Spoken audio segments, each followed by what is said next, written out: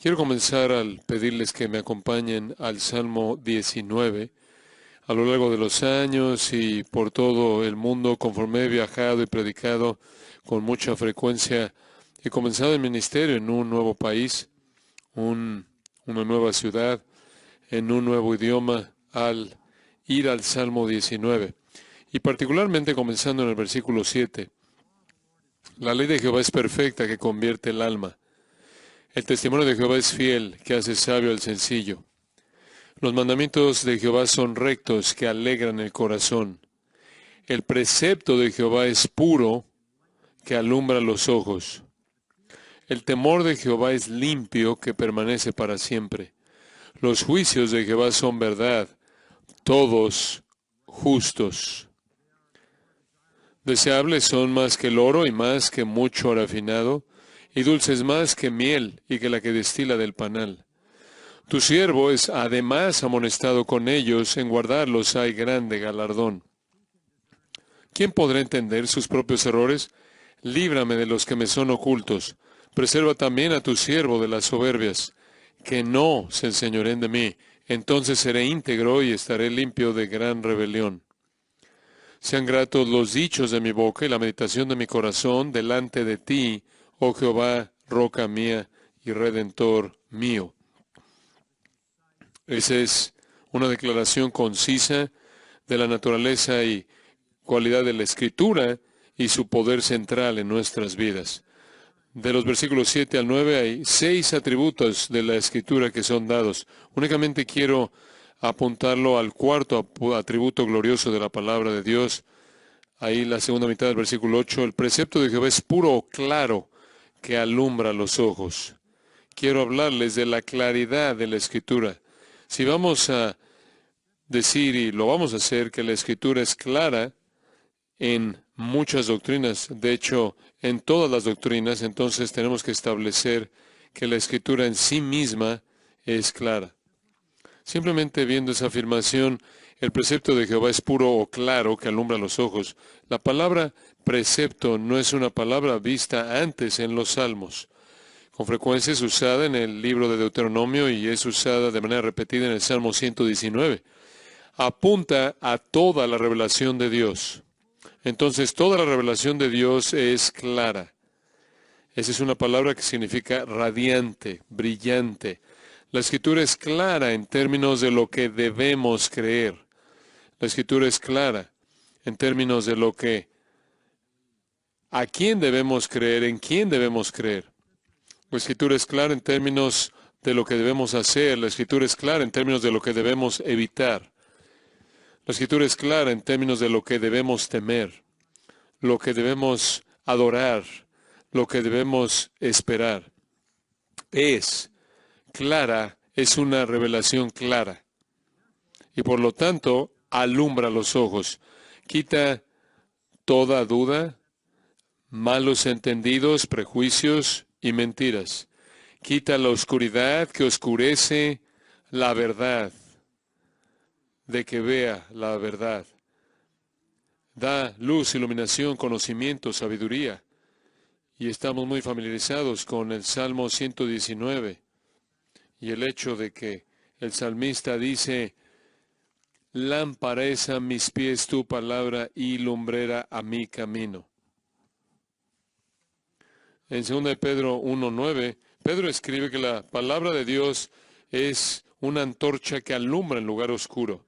La palabra de Dios es revelación, es Dios revelando la verdad. Trae toda la verdad divina, revelada, en un enfoque claro. Incluso para los incrédulos, el Evangelio es lo suficientemente claro. De hecho, Juan dice que el propósito de su Evangelio, y por lo tanto de los otros Evangelios también, estas cosas se han escrito para que creáis que Jesús es el Cristo y para que creyendo tengáis vida eterna en su nombre. Esto significa que está dirigido a aquellos que no creen. Y es lo suficientemente claro para que sepan lo que deben creer. En Juan 3, Jesús dijo, van a ser juzgados, van a ser condenados porque no creéis. Esto da por sentado que el mensaje es claro, incluso para un incrédulo. Cuando la Biblia dice que de tal manera amó Dios al mundo que ha dado su Hijo unigénito, y de manera subsecuente explica la importancia de su venida, muerte y resurrección, eso no es oscuro incluso para el alma más oscura. Cuando la Biblia dice la paga del pecado es muerte, eso no es oscuro incluso para la mente más pagana. De hecho, la Escritura y el Evangelio son tan claros como para ser rechazados de manera violenta. Los incrédulos saben exactamente lo que están rechazando, así como los judíos sabían exactamente a quién estaban rechazando y por qué estaban rechazando a Jesús. Si el hombre natural no percibe las cosas que son del Espíritu de Dios, esto significa que no entiende la verdad, las verdades internas ricas espirituales, pero es culpable por el conocimiento a nivel externo de la verdad que es revelada en la Escritura y tiene suficiente conocimiento de eso y entendimiento y suficiente entendimiento de eso, de tal manera que al rechazarlo está condenado para siempre. Los que rechazan tienen un entendimiento suficiente de lo que están rechazando, ¿verdad? Los creyentes, para creer y ser salvos, no obstante, solo pueden llegar a creer la verdad internamente mediante el poder del Espíritu Santo. Entonces la Biblia es luz, incluso de una manera externa, para incrédulos es luz y para los creyentes es luz interna por la obra del Espíritu Santo. Y para multiplicar la oscuridad, oímos a Pablo decir que el mundo, que el Dios de este siglo ha cegado el entendimiento de los incrédulos, 2 Corintios 4. Satanás usa toda herramienta, todo instrumento posible para engañar y distorsionar y negar la verdad. Entonces, no solo estamos peleando contra la realidad simple de que gente muerta solo puede tener un entendimiento externo de la verdad suficiente como para rechazarlo y ser condenado, sino que también tenemos que luchar con la realidad de que Satanás multiplica esa situación al crear un ambiente en el que toda persona en el mundo siempre ha vivido, en el que el engaño domina. Entonces, nuestro llamado es singular. Nuestro llamado es singular. Si usted me acompaña al Nuevo Testamento, a 1 Timoteo, quiero traer de regreso algo de revelación familiar a usted. En 1 Timoteo capítulo 3, versículo 1, usted tiene los comentarios de Pablo con respecto a la aspiración al cargo de pastor u obispo. Si alguno en el obispado buena obra desea, después habla de los requisitos para uno que es un pastor o anciano. Solo hay una capacidad ahí. Hay muchas cosas con respecto a su virtud, pero solo hay una descripción de lo que tiene que hacer y está al final del versículo 2 y es didácticos, apto para enseñar. Ahí está. Eso es todo. Cuando Pablo le repite a Tito en Tito capítulo 1, en el versículo 7 en adelante, la misma lista con algo de variación, él dice de manera más completa que, de acuerdo con el versículo 9 de Tito 1, su capacidad de enseñar es descrita como retenedor de la palabra fiel tal como ha sido enseñada, para que también pueda exhortar con sana enseñanza y convencer a los que contradicen. Porque hay aún muchos contumaces, habladores de vanidades y engañadores, mayormente los de la circuncisión, a los cuales es preciso tapar la boca, que trastornan casas enteras, enseñando por ganancia deshonesta lo que no conviene. Entonces, debemos ser maestros capaces, con la suficiente competencia como para enseñar la verdad positiva de la palabra de Dios y con la suficiente competencia como para confrontar el error que siempre estará atacando la verdad. Ahora, la suposición ahí es que hay interpretaciones verdaderas y falsas de la Escritura, ¿verdad? Y eso es lo que motiva a Pablo en sus cartas que llamamos las epístolas pastorales. Regresemos a 1 Timoteo capítulo 1, simplemente de manera panorámica de algunas cosas a manera de cimiento. Capítulo 1, versículo 3, como te rogué que te quedases en Éfeso cuando fui a Macedonia, entonces esto es algo de lo que habla mucho, para que mandases a algunos que no enseñen diferente doctrina. Ahí en el versículo 18, este mandamiento, hijo Timoteo, te encargo para que conforme a las profecías que se hicieron antes en cuanto a ti, milites por ellas la buena milicia. ¿Cómo? Manteniendo la fe y buena conciencia, desechando la cual naufragaron en cuanto a la fe algunos. Ese es el contenido, la fe, el contenido de la verdad. Va a tener usted una pelea en sus manos con respecto a la verdad.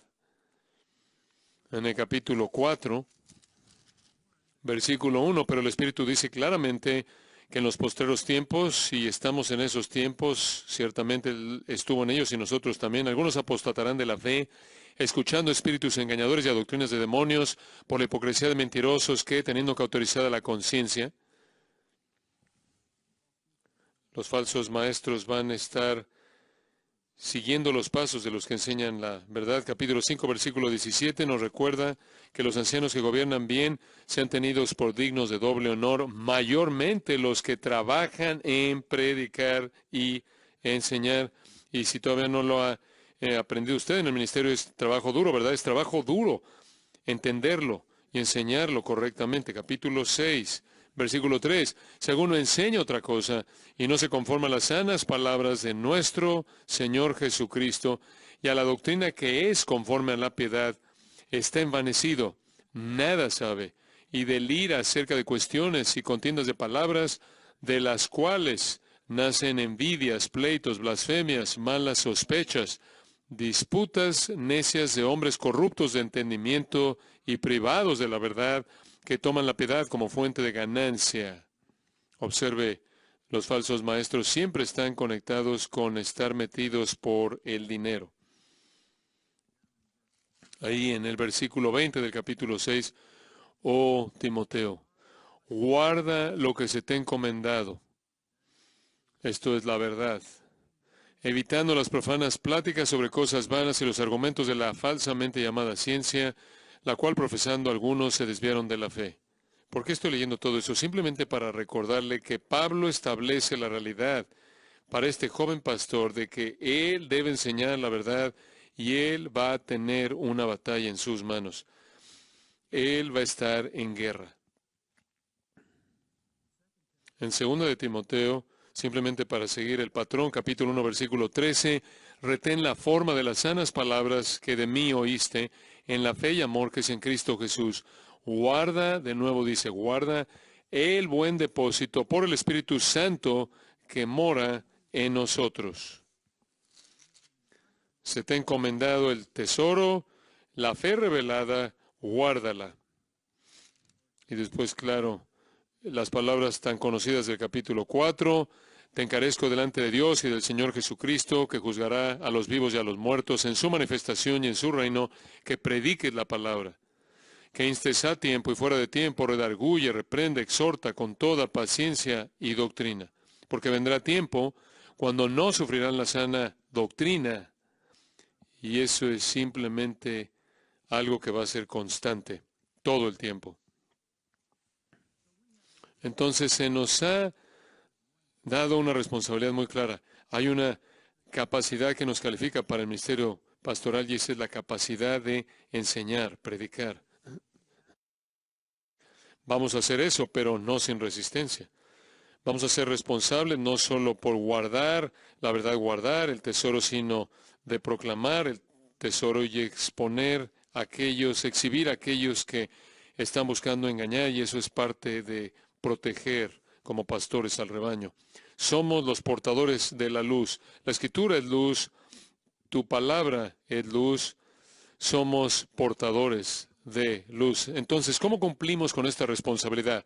¿Cómo tomamos la revelación clara de Dios y dejamos que brille en toda área en donde el Señor nos ha dado una tarea? Regresemos a 2 de Timoteo capítulo 2, versículo 14. Recuérdales esto, exhortándoles delante del Señor a que no contiendan sobre palabras,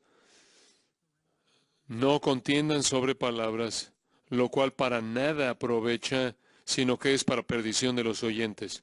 Procura con diligencia presentarte a Dios aprobado, como obrero que no un trabajador, que no tiene de qué avergonzarse, que usa bien la palabra de verdad. Mas evita profanas y vanas palabrerías, porque conducirán más y más a la impiedad, y su palabra carcomerá como gangrena, de los cuales son Himeneo y Fileto, que se desviaron de la verdad, diciendo que la resurrección ya se efectuó, y trastornan la fe de algunos. Recuérdales esto. Su responsabilidad consiste en recordarles esas cosas que vienen del Señor. Recuérdeles lo que Él acaba de decir acerca de Cristo, su muerte y resurrección. Recuérdales, Pedro dice en 2 de Pedro capítulo 1, que Él trae a la memoria de la gente eso y continúa haciendo eso. Pero no solo recuérdales, sino que Él dice, debes ir más allá de eso. Debes mandarles, versículo 14,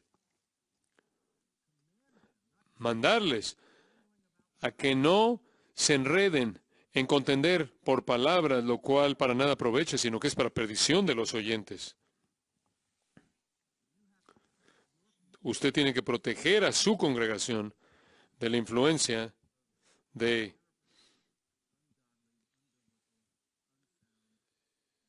palabras contraproducentes, no bíblicas, impías. No libramos la batalla con palabras. Nos oponemos a toda la enseñanza falsa de los falsos maestros. ¿Por qué? Versículo 14, porque perdición, la palabra en sí, en griego, es catástrofe, es catastrófica, la enseñanza falsa es catastrófica. Versículo 16, lleva a la impiedad. Versículo 17, se esparce como la gangrena, la corrupción. Versículo 18, pervierte y trastorna. Entonces, tenemos que pelear esta batalla debido al daño que es realizado por los falsos maestros. Ahora, todo esto asume que hay verdadera doctrina sana revelada en la Escritura, pero hay muchos otros engañadores que tuercen y distorsionan la Escritura. El hecho de que usted puede ser un falso maestro de la Escritura y ser exhibido como tal, es una prueba de que hay una interpretación verdadera. Entonces, ¿cómo nos oponemos a la oscuridad como portadores de luz? Esto nos lleva de regreso al versículo 15, ¿no es cierto? Procura con diligencia presentarte a Dios aprobado, como obrero que no tiene de qué avergonzarse, que usa bien la palabra de verdad. Sé que usted ha vivido y ha tenido su ser en este versículo, en su ministerio, pero permítame recordarle esto un poco. Procura con diligencia, spodazo, una persistencia celosa, es como 1 Timoteo 5:17, trabaja duro, presentarte, parísteme, como un soldado que está ante su oficial que le da las órdenes para ser inspeccionado, como alguien que viene ante Dios a su presencia para ser inspeccionado, como Romanos 14:10, porque todos compareceremos ante el tribunal de Cristo, como alguien que es llamado por Dios a su presencia para que su vida y ministerio sean inspeccionados. Procura con diligencia presentarte, estar delante de pie de Dios aprobado, dóquimos, aprobando la inspección divina, recibiendo aprobación divina, como obrero que no tiene de qué avergonzarse. Ese verbo es muy interesante porque es un compuesto doble en griego. Dos preposiciones son añadidas frente a esto. Cada vez que usted ve que se le añade una preposición a un verbo y lo intensifica, y esta es una preposición doble, hay doble preposición. Un obrero que no tiene absolutamente nada de qué avergonzarse. Oh no, Epi, muy fuerte. Entonces, ¿cómo evita usted venir delante de Dios para ser inspeccionado y no tener nada de qué avergonzarse. ¿Cómo es que usted llega al punto en el que usted está delante de Dios y no tiene nada de qué avergonzarse? La respuesta es muy clara. Usando bien la palabra de verdad. Usando bien la palabra de verdad. A eso se reduce, caballeros. No se reduce a inteligencia, no se reduce a capacidades empresariales, no se reduce a personalidad, se reduce a cómo usa usted la palabra de Dios. Orthotomeo. Ortho significa derecho. Literalmente significa cortar una línea derecha. Cortar una línea derecha.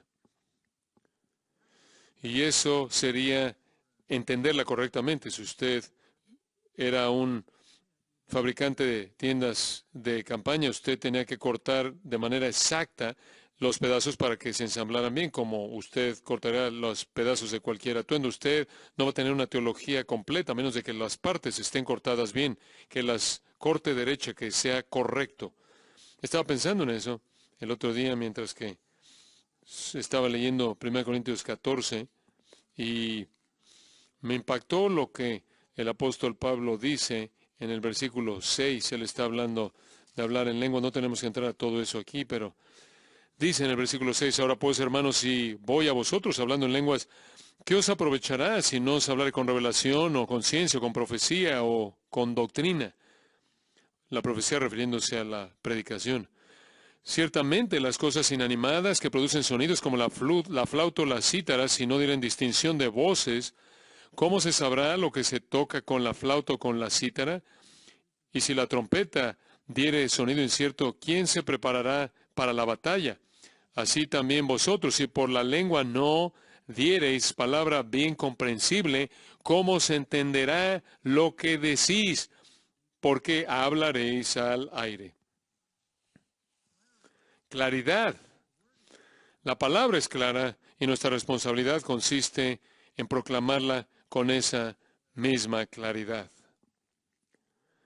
La palabra usada ahí para claro es usada únicamente aquí, como se usa únicamente la palabra que se traduce, usa bien la palabra de verdad, una apax legómena. Y, y, y se encuentran, Pablo usa palabras que solo se usan en sus escritos para definir esta responsabilidad de usar bien la palabra de verdad. Literalmente toman palabras que nunca son usadas para nada más, como si aislara esto a un nivel más alto, de tal manera que tiene su propio idioma. Obviamente este tipo de mandato claro asume que la escritura es clara, porque ¿cómo se podría esperar que tú la predicaras de manera correcta y clara? Debe ser usada bien, sea desde Esdras a los bereanos nobles o a Timoteo, a nosotros la responsabilidad siempre es la misma. Y así es como usted evita estar de pie ante el Señor, avergonzado. Ahora, esto es tan elemental, y sé que ustedes saben esto es tan básico, que el padre de mentiras no va a detenerse en sus esfuerzos infernales por atacar la palabra clara de Dios. Y hay muchas maneras en las que Satanás ataca. Estamos hablando de claridad o perspicuidad, como se llama. Satanás tiene muchas estrategias. 10 años antes de que Juan recibiera el Apocalipsis, 10 años antes de que el Nuevo Testamento, el libro final del Nuevo Testamento, fuera inspirado y entregado, 10 años antes de eso, un hombre nació y fue el hijo de un pastor. Ese hombre fue Marción, el hijo de un pastor. Marción fue el hijo de un pastor. Él negó la inspiración de la Escritura. Él negó la autoridad del Antiguo Testamento y partes del Nuevo Testamento. Él nació incluso antes de que el Nuevo Testamento se terminara. Y él se volvió un agente de Satanás. Los pastores fieles, incluso en esa época, pelearon en contra de eso. Nombres como Tertuliano e Ireneo, Justino Mártir, Cipriano, contendieron ardientemente por la autoridad e integridad de la Escritura. Y Marción fue declarado en el 144 un hereje y de manera apropiada. Usted habrá pensado, bueno, se acabó ahí. Quizás esa fue la victoria final. No lo fue, porque Satanás es muy sutil. Y aunque los primeros pastores defendieron la inspiración y la autoridad de la Escritura valientemente, Satanás adoptó otra estrategia. Satanás decidió alterar su hermenéutica y se introdujo la hermenéutica alegórica en la interpretación de la Escritura. Es llamada la escuela alejandrina. Hubieron nombres muy significativos asociados con esa escuela: Clemente, Orígenes y quizás el más prominente de todos, Agustín. Y simplemente tomando Agustín, por ejemplo, él creía que el Antiguo Testamento tenía 4 niveles de interpretación. La interpretación algo insuficiente y superficial era la literal, la siguiente era la alegórica, la cual significaba que las palabras no parecían significar lo que parecían significar, significaban algo más. Pero ese no era el significado más profundo, había un nivel aún más profundo de interpretación, y eso involucraba el nivel moral. Y como si eso no fuera suficiente, él entró a un cuarto nivel, a lo cual él llamó místico. La consecuencia de eso fue la destrucción de cualquier esperanza de entender el Antiguo Testamento de manera correcta. Entonces, mientras que habían ganado la batalla por la autoridad y la inspiración, perdieron la batalla en el área de la hermenéutica. Y ahora, lo que el Antiguo Testamento significaba estaba en caos total. Y parecía tan espiritual, parecía tan profundo, parecía tan místico. Toda la claridad del Antiguo Testamento se perdió, las palabras no significaban lo que normalmente significan. Hay significados escondidos, significados raros, que eran impuestos en el texto mediante la imaginación. Pero los pastores fieles también contraatacaron. Y hubo otra escuela de intérpretes que se levantó, fue la escuela de Antioquía, y el nombre más conocido es Juan Crisóstomo. Y usted puede estar agradecido por él. Él creía en un método de interpretación literal, histórico, gramatical. Él menospreció todos esos 4 niveles. Y dijo, la Biblia significa exactamente lo que significa, literalmente, histórica y gramáticamente. Las buenas noticias son que para cuando usted llega a la Reforma, Lutero ha peleado, y Calvino, que es el más importante, y esto es interesante, tomó la soteriología del Nuevo Testamento de Agustín y la casó con la hermenéutica de Crisóstomo y terminó con la fe reformada. La hermenéutica alegórica destruye la claridad. Oscurecen de manera total la palabra clara de Dios. Entonces, muchos pastores a lo largo de los siglos se han confundido. Rechazaron. La iglesia en gran parte rechazó el método alegórico, pero no pudieron superar el hecho de que habían sido tan influenciados por un significado más profundo del Antiguo Testamento, que decidieron esto, realmente de manera casi universal, que el Antiguo Testamento debía ser interpretado por el Nuevo Testamento. Que el Antiguo Testamento estaba subordinado al Nuevo Testamento. Que el Antiguo Testamento solo podía ser entendido por el Nuevo Testamento. Y la idea fue establecida a lo largo de los siglos hasta la iglesia medieval y, claro, en el catolicismo romano. Fue Tomás de Aquino, que nació en 1225, quien dijo, la claridad de la Escritura, la claridad de la interpretación de la Escritura solo puede ser presentada por una revelación más tarde. Entonces, dijo, hagamos un lado la alegoría, pero la claridad de la Escritura, el significado de la Escritura solo puede ser obtenido por una generación que viene después, una revelación que viene después. Entonces, el Nuevo Testamento Entonces, el Antiguo Testamento está sujeto a la interpretación del Nuevo Testamento. Entonces, usted pregunta, ¿qué hay acerca del Nuevo Testamento? ¿Cómo debemos interpretar el Nuevo Testamento? La respuesta católico-romana, el Nuevo Testamento es interpretado por la Iglesia. El Nuevo Testamento es interpretado por la Iglesia. Escuche el Concilio de Trento, que fue en 1545, 20 años, para refrenar a los espíritus inquietos. El Concilio de Trento decreta que nadie puede presumir y de interpretar las Sagradas Escrituras de manera opuesta a ese sentido que la Iglesia Madre Santa ha establecido, como lo presenta la Iglesia Madre. Tiene la responsabilidad de juzgar el sentido verdadero e interpretación de la Escritura Sagrada. El Concilio de Trento. Entonces usted no puede entender el Antiguo Testamento a nivel superficial. Usted tiene que esperar a que llegue el Nuevo Testamento. Usted realmente no puede entender el Nuevo Testamento a nivel superficial. Tiene que esperar a que la Iglesia determine cuál es la interpretación divina. Roma, en la Contrarreforma, y desde ese entonces, dice que la Biblia es completamente oscura e inaccesible, como si hubiera sido escrita en un código místico. Roma dice, cualquier entendimiento claro de la Biblia solo es posible mediante la Iglesia, la cual tiene toda la autoridad sobre la interpretación.